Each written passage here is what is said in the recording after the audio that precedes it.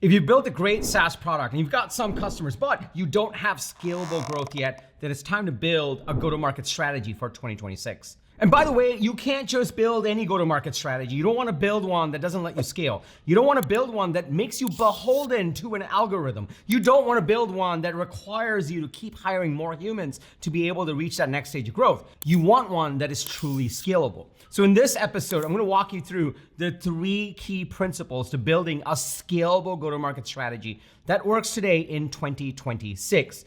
First, I'm going to explain each of the 3 principles. Then I'm going to explain why these principles work. And finally, I'm going to explain exactly what metrics to measure. By the way, it's not revenue and it's not impressions. What metrics to measure so you'll know whether your go-to-market strategy is actually being effective as you execute on it. And when you implement these 3 principles, you'll be able to transform your go-to-market strategy and you'll be able to accelerate your path to the next stage of growth. Intro.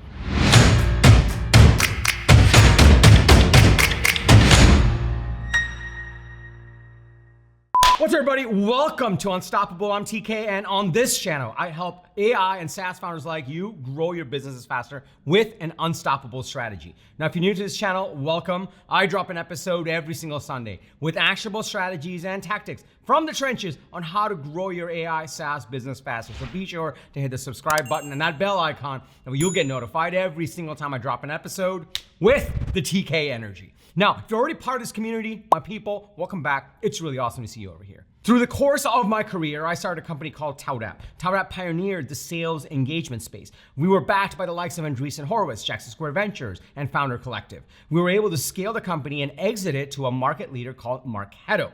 Marketo was the leader in demand generation platforms. I joined as the SVP of strategy of Marketo. We did a 2-year transformation of Marketo and sold it to Adobe for $4.75 billion.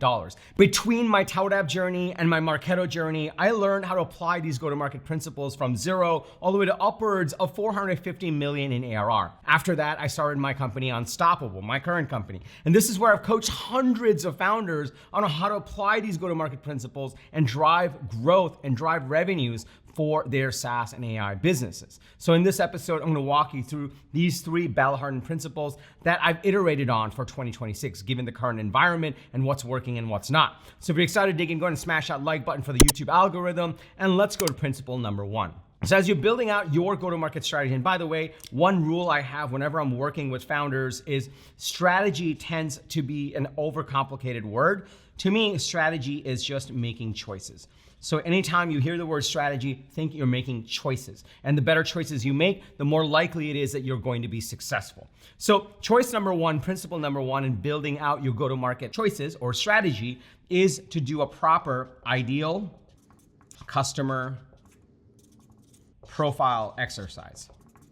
And I'm gonna put the word exercise over here intentionally because a lot of times people have an idea of an ideal customer profile, but they don't do a proper exercise. And each of these are exercises because if you're truly making choices, you have to go through a series of steps to really making sure that you make the right choices. So for example, when it comes down to your ideal customer profile, you actually want to look at quantitative data. You want to look at qualitative data. And you also want to look at your CRM data. So some of this will be internal, some of this will be external, some of this will just be your intuition, but you want to do it in a way where you're truly creating an ideal customer profile that helps you really hone in on this is the segment of the market where we can really position ourselves, where we can really differentiate, where we can really provide 10 times better solution, and there's an urgent and important problem that our solution solves for. There's a number of different variables that come into this, but you really want to think about what your ideal customer profile is going to be. One of the other common pitfalls that I found when you're dealing with an ideal customer profile exercise is a lot of times founders confuse their TAM for their ideal customer profile. The TAM is your total addressable market. This is the entire market you could be going after. So let's just say you go pitch Andreessen Horowitz and they fund you for $15 million. Well, this is gonna be a multi-billion-dollar market, which means that in its true fruition, you're gonna have multiple companies that are capturing that billion-dollar market, which means that it's gonna be huge. But at the same time, in order to go from, let's just say you're at $1 in revenue and you wanna get to $1 million in ARR, you're at $1 million in ARR, ARR, you want to get to 3 million in ARR, you actually don't want to be targeting that $1 billion market. You want to find the subset of the market that actually can use your software now, that will actually be an early adopter, that will trust a startup that hasn't been fully proven yet. This is the power of a true ideal customer profile exercise, because it takes the total addressable market and whittles it down into, this is the segment of the market where we can actually win and where we can actually thrive compared to the competition or the status quo. So that's step number one. That's principle number one. You want to do a proper ideal customer profile exercise. You want to pull in your quantitative data, you want to pull in your qualitative data, you want to pull in your CRM data, and you really want to look at all these pieces. You want to look at the multiple ICPs that exist, and you want to make the decision on to get from the current revenue stage that we're at to the next stage. Whatever we want to do over the next 12 to 36 months, this is what's going to be the ICP. And by the way, I've worked with founders for multiple years. The other day I got an email from a founder who just raised his Series C, and we started working together when he was at 0 revenue. He only had 1 customer. It was actually the US Department of Defense. And in his case, every single inflection point of his growth, he revisited his ideal customer profile, and little by little, he expanded it towards his total TAM. And by the way, also over the years, the TAM expanded, which also tends to happen for startups. You want that to happen. So what you're really doing is really honing in first on your ideal customer profile for getting from the current revenue stage to the next revenue stage that you really want to get to. Once you have the ideal customer profile, then comes principle number 2. And by the way, I'll explain why all these matter in a moment. Principle number 2 is what I call your messaging exercise. And if you've watched some of my other videos, I also call this your manifesto. And over the years, I used to always say you should do a manifesto. And nowadays, I actually say today in 2026, I start with calling it a messaging exercise, because sometimes people think that manifesto is this giant thing you put on your website on a soapbox saying, we are the best and this is the big change and here's all the things we're going to do, and then it sits on your website and no one finds it. That's not really what the goal of this is. You're really doing a messaging exercise, and the way I do a messaging exercise is I create a manifesto. So I tend to differentiate it now. So you really want to do a messaging exercise. And a messaging exercise, if you think about it, let's just say, you fast forward through the process of building a go-to-market strategy, you're gonna start executing. And then maybe you'll do a LinkedIn post, or you'll run an ad, or you'll do cold emails, or you go to an event and you'll rent out a booth, or you'll start cold calling or cold emailing. In any one of those go-to-market activities, you're going to be choosing what words to use. That's part of your go-to-market strategy. Remember, strategy is just choices. So in that kind of scenario, you're gonna need to know what words you're going to use, and the words that you use matter.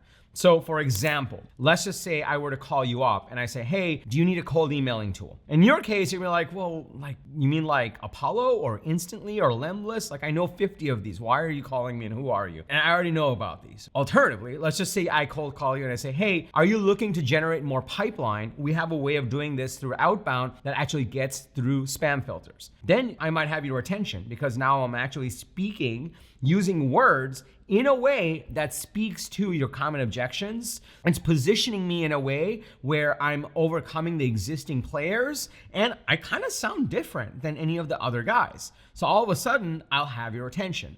This is what we call a messaging exercise. And you want to do a proper messaging exercise that gives you your value proposition, that gives you your positioning compared to the competitors, and also gives you your differentiation, meaning how are you actually different compared to the competitors, and who are you specifically for? One of the things you'll notice, and this has happened over and over, when you're doing the messaging exercise, it's based off of the ideal customer profile exercise. So the more broad your ideal customer profile is, the more broad your words are going to be. The more broad your words are, the less effective they're going to be.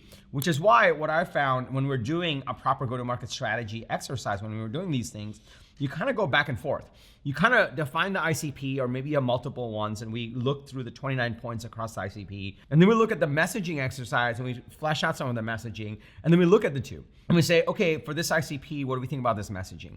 And for this ICP, what do we think about this positioning? For this ICP, what are the unique dynamics? And you kind of go back and forth and you whittle down on the core strategy. You make the choices you want to make on how you actually want to take this to market, which is why it tends to be kind of an iterative process between the two. That's why when you're building out your go-to-market strategy, again, strategy is just a fancy word for making choices. I call this an exercise. It's not a one and done thing. It's not just like, oh, cool, I put it in the ChatGPT and I told it to make all my choices for me for my business and the future of my business and how we're gonna take it to market. And that's the choices I'm gonna run with and execute on. That's why it doesn't work. If that worked, we're like, what, 4 years into ChatGPT and Gemini and Perplexity. If that truly worked, then every single startup would just be $1 billion company. Like AI would have solved that. But what we found is it requires some level of wisdom, some level of taste, some level of understanding, intuition of like, hey, this might work, this might not work, and I know this, some level of data and some level of discernment, which is why there's an iterative process and it's an actual exercise. The third principle is where the rubber starts to hit the road. And then I'm going to explain why all these pieces work and the metrics to look at to know if your go-to-market strategy is working. But before I do that, let me pause here for a second, because these two pillars are probably the most important pillars that most founders skip. If you're starting to see the power in this, if you're starting to see the power of just how incredible your go-to-market is going to be this year, if you just make proper choices on your ideal customer profile, on your messaging, if you're starting to see how these two can really transform how you take your company to market, can I just get a yes in the comments below? And also smash that like button for the YouTube algorithm. It just loves it when you do that. Also, if you want help with actually implementing these principles and you want to work with me to transform your go-to-market strategy, I invite you to apply to join my go-to-market program.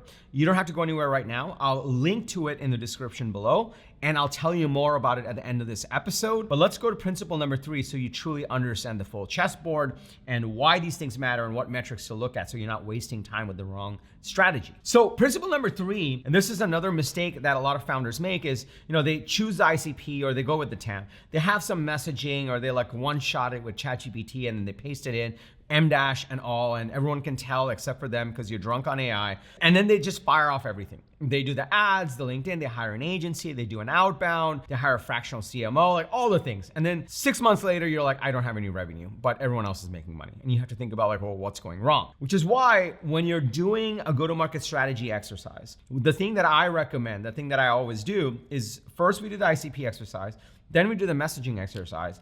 And then before we turn on all the scalable channels, and remember, this go-to-market strategy is gonna be scalable. You're gonna have control. You don't have to hire more people. You're not gonna be beholden to an algorithm. All those things are true. But in order to get to that, you have to do this step first because we wanna figure out if this is actually working. So the third thing we do is an organic social test.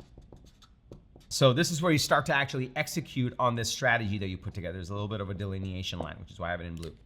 So what we do is instead of running ads, because you go to an agency, they'll say, hey, look, we want a 3-month retainer. It's got to be like $5,000 a month on ad spend, and we take 3% on that. And then we'll go test a bunch of things and we'll let you know what works. Well, that sucks because that's a lot of money that you're spending up front, and you might not get the results that you want because you're just kind of shooting things at a wall and seeing what sticks, and you won't really know. So the thing that we like to do is we do an organic social test. It used to be that in order to get any pipeline, any attention on things like LinkedIn or X or YouTube, whatever social platform you're on, you needed a lot of followers. That is no longer true. And that is no longer true because every single social platform has switched to a For You page, just like TikTok, which means that the content that you're seeing in your feeds are not people you only follow. It's content that the platform thinks is relevant to you. So we're saying, hey, you know what? This is the messaging we want to use to attract this ICP and turn them into leads, pipeline, and revenue.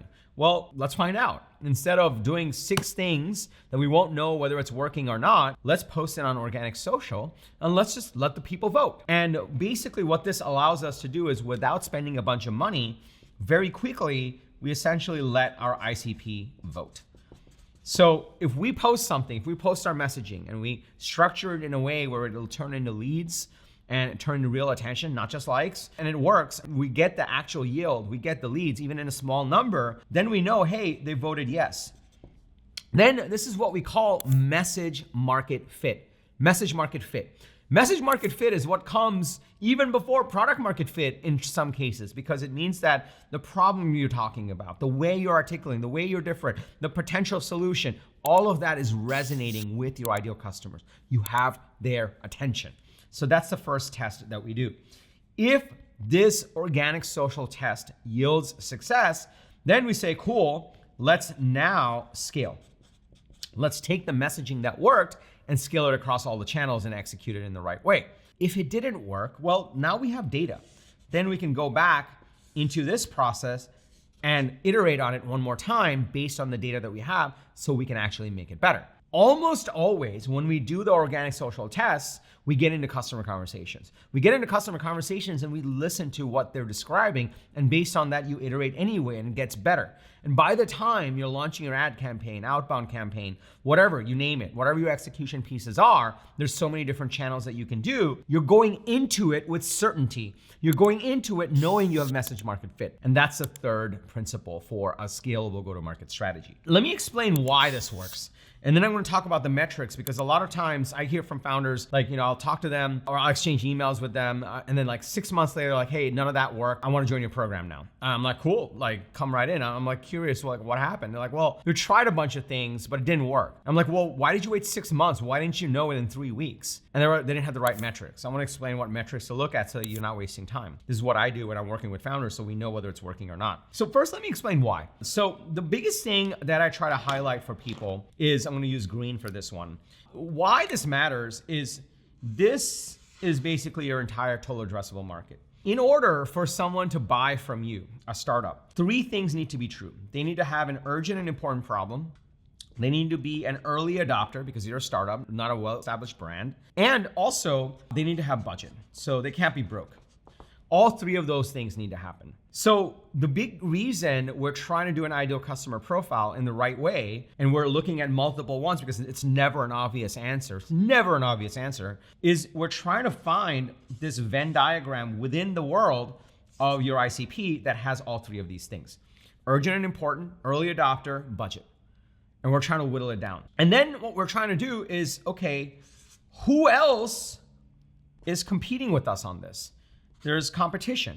And sometimes competition is another SaaS platform. It's another startup. And sometimes competition is, hey, look, I literally don't have to do anything and I'll still get paid. I'll still get my bonus. I'll still gonna get my promotion. So I'm not gonna do anything. Most normal people aren't like founders. They're not trying to be better. They're just trying to pay their mortgage, pay for their kids, and live life. And they just wanna come home and just have a cozy evening in and just watch TV. They're not like us. They're not like you and me, where we're cranking to build these companies and will them out of nothing. So they don't think like us. So you have to think like them if you're gonna sell to them, which means that you wanna think about who has an urgent important problem, who is an early adopter, do they have budget, what is the competition, how do we overcome that competition, and how do we use the words to actually stand out. That's why this works. And a lot of times when you skip this exercise, these 2 pieces, you waste months just trying a bunch of stuff and then you don't yield the results. But also remember, a broken clock is also right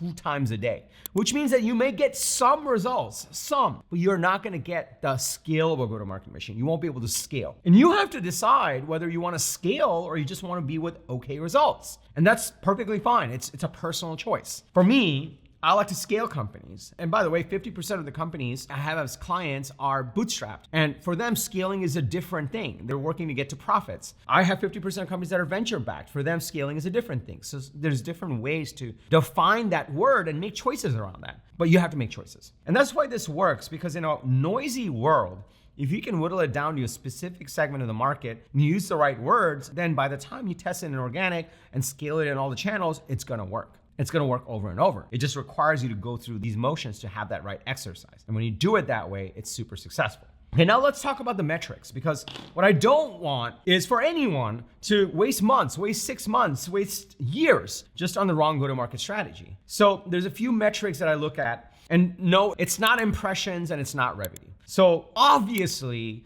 when you get revenue, you're like, okay, it's working, obviously, but you're not gonna know. It's a delayed metric. Impressions are the worst metric. I've seen marketing firms like, oh, we got 1 million impressions. But then you look at your bank account, I'm like, well, my bank account is empty. I'm glad you got paid and you got me 1 million impressions, but I don't have any pipeline. I don't have any leads. I have a bunch of likes. I'm basically a broke influencer, and that's not why I'm paying you. So impressions are not it either. There's some key metrics that I look at. The first one I look at is leads.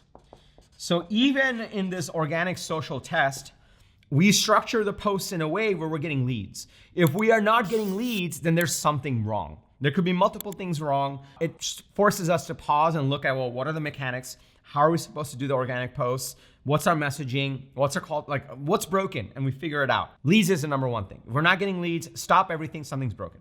early indicator. The second one is pipeline.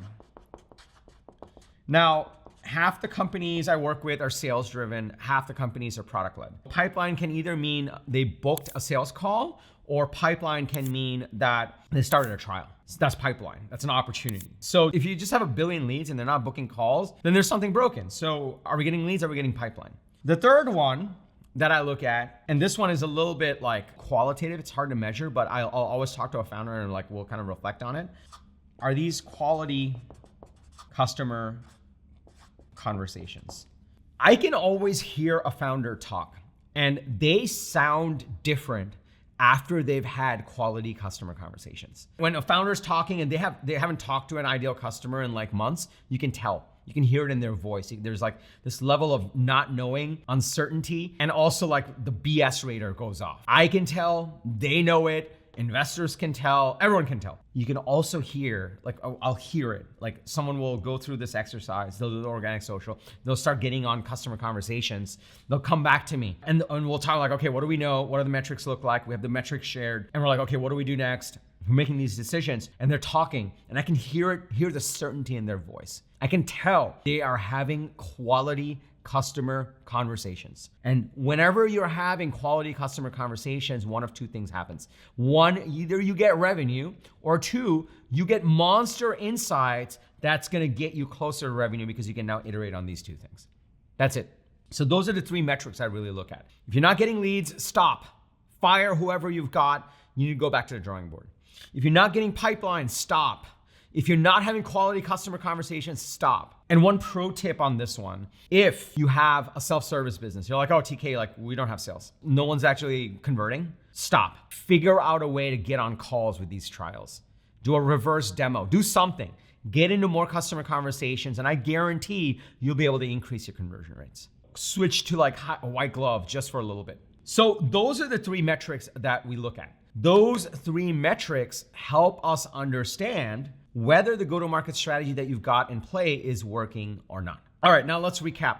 My promise to you in the beginning of this episode was I'm gonna show you my 3 core principles of how to build not just any go-to-market strategy, but a scalable go-to-market strategy that works in 2026. And I also promised you that I would show you why it works and the metrics to use to understand if it's working once you start to execute on it. So let's recap. First, strategy is a complicated word. Don't get scared by it. It's just making choices. Think of it as I'm making choices. And you have to decide, am I just gonna let something else make choices for me, or am I gonna stop and make these choices? The exercise we do first is your ideal customer profile exercise. This helps you make choices on exactly who needs your solution the most and where you can actually compete. Once you do an ideal customer profile exercise, then you do a messaging exercise. The framework I use for this is my manifesto framework. And this really helps you flesh out your value proposition, your messaging, your positioning, your differentiation, your strategic narrative. It's how you communicate to your ICP and attract them to you. Once you have these 2 pieces, then comes the third step. The third principle is you don't just spin up everything. You don't hire that agency and say, here's $50,000, go figure out what works. You go on organic social. Organic social today is a huge voting machine. And you use this messaging to see if you can attract your ICP. And by the way, you don't just sit and run it and then just go scale. You look at the metrics that tell you whether it's working or not. The 3 key things. 1, you want leads. 2, you want pipeline. And 3, you want quality customer conversations. When you're having these 3 things, you're gonna figure out how to improve on your ICP, improve on your messaging, and then scale from there into the channels that are completely scalable. And the reason this is so scalable is because you can take the successful organic posts and convert them to ads, which means you don't have to hire more people and you're not beholden to the algorithm, which is another promise I made for you in the beginning of the episode. And that's why this works so brilliantly well today in 2026. And the reason this whole thing works is because ultimately it's a big world out there. And yes, you're going after a huge market, but you're really trying to figure out, how do I go from my current revenue stage to the next stage of growth, whatever it may be for you. And for that revenue number, you're looking to figure out what your ideal customer profile is. Who has the most urgent, important problem? Who's an early adopter? Who has the right budget for your stage? And how do we actually compete against the competition, whether it's another software platform, a brand new AI platform, or just a spreadsheet, and apathy. So those are the key principles that you need to know on how to create a scalable go-to-market strategy in 2026. Now, what you may not know is, TK, how do I really build out this ideal customer profile? Like, I've got 3 different ICPs that I can be going after. How do I pick the right one? You might be wondering, TK, I need to do a proper messaging exercise. I need to create my manifesto. I need to stop changing my website and my messaging. I need to actually stand out compared to the competition. How do I do that? You may be wondering, well, how do I do this organic social test? And how do I scale it in the key channels? And what channels do I choose? You may be looking at, well, I've got some metrics, but I need someone to look at it with me so I can make these decisions. That way I'm not sitting in a room alone just staring at a spreadsheet. So if that's you and you want my help in transforming your go-to-market strategy, you want to work together to actually implement these principles, and you want the step-by-step framework to follow, you want my coaching so you can actually get results faster instead of watching another 400 YouTube episodes and trying to figure it out on your own. This is why I created my SaaS go-to-market coaching program. Inside of this program, the whole point of this program is to help you go from your current go-to-market strategy, whatever you have right now, to a well-defined and scalable go-to-market strategy that you can define and execute on and scale. There's 3 core things we focus on inside of the program. Number 1, I help you and guide you in building out your ideal customer profile. I have a very well-defined process and template to follow for it. Once you have your ICP, we talk through it and we figure out which ICP to go after and why and what data to look at. Once you choose the ICP, then comes the second pillar. The second pillar is where we flesh out your messaging. This is what I call a manifesto. Your manifesto is your messaging. It's your positioning. It's your strategic narrative. It's how you really differentiate yourself in a market. Once you have your ICP and your manifesto, you have your go-to-market strategy. Then comes the third pillar. The third pillar is where we launch a Broadway show. The Broadway show is a consistent set of sales and marketing activities that you can run to consistently bring your manifesto to your ICP on a consistent basis. And we start with organic social tests. I teach you exactly how to do it. We look at the metrics. I give you the template to follow to track the right metrics. We look at it, and then once it starts working, we start to scale. And I tell you exactly how to scale on what channels as well. These 3 pillars is what helps you build out your go-to-market strategy and execute on it and drive growth. The way the program works is there's 3 core pieces. 1, you get access to my step-by-step training. This is not anything like these YouTube episodes. The YouTube episodes are teaching you principles.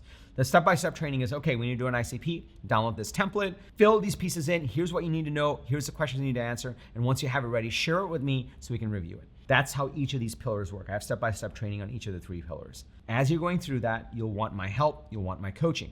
So every Wednesday, you'll get on a call. We have a coaching call where you can join and you can get one-on-one coaching from me.